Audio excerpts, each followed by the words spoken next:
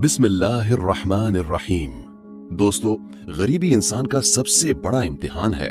कभी खाली बर्तन माँ के सब्र को आजमा रहे होते हैं, कभी बच्चों की भूख बाप के दिल को काटती है। ऐसा ही हाल एक नौजवान का था। कई दिन गुजर गए मगर मेहनत मजदूरी न मिली। घर में फाके होने लगे। एक दिन मोहल्ले का एक शख्स आया। चेहरे पर चालाकी की मुस्कान थी।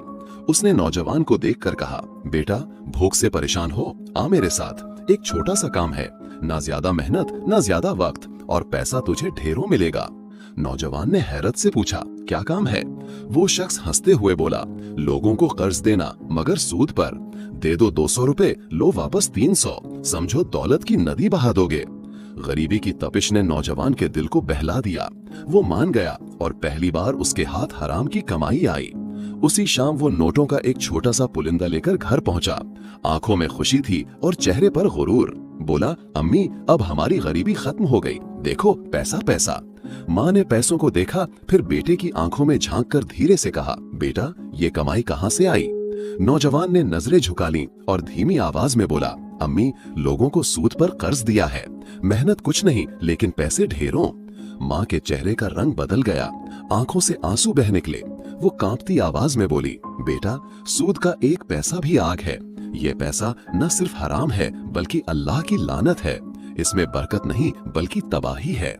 बेटे पर ये अल्फाज बिजली बनकर गिरे। उसके हाथ कांपने लगे। उसने पैसे जमीन पर फेंक दिए और रोते हुए कहा, अम्मी मुझे माफ कर दो। गरीबी ने अंधा कर दिया था, मगर अब कभी हराम की तरफ ना जाऊंगा। चाहे सूखी रोटी खाऊं मगर वो हलाल होगी। माँ ने बेटे को सीने से लगाया और कहा, याद रखो बेटा, हलाल की एक रोटी सूद के खजाने से 1000 गुना बेहतर है, क्योंकि हलाल में रहमत है, बरकत है और सुकून है, और हराम में सिर्फ ज़वाल है। दोस्तों, ये दुनिया का माल दुनिया में ही रह जाएगा। कब्र में हमारे साथ सिर्फ आमाल जाएंगे, और सूद व हराम कमाई कब्र को तंग कर देगी। इसलिए हमेशा अल्लाह से दुआ करो, या अल्लाह हमें हलाल रोजी अता फरमा और हराम व सूद से बचा ले। दोस्तों, अगर आपको ये कहानी पसंद आई तो कमेंट में सब्र लिखिए और चैनल नूर हिदायत टीवी को जरूर सब्सक्राइब कीजिए ताकि ऐसी और इस्लामिक कहानियां आप तक पहुंचती रहें।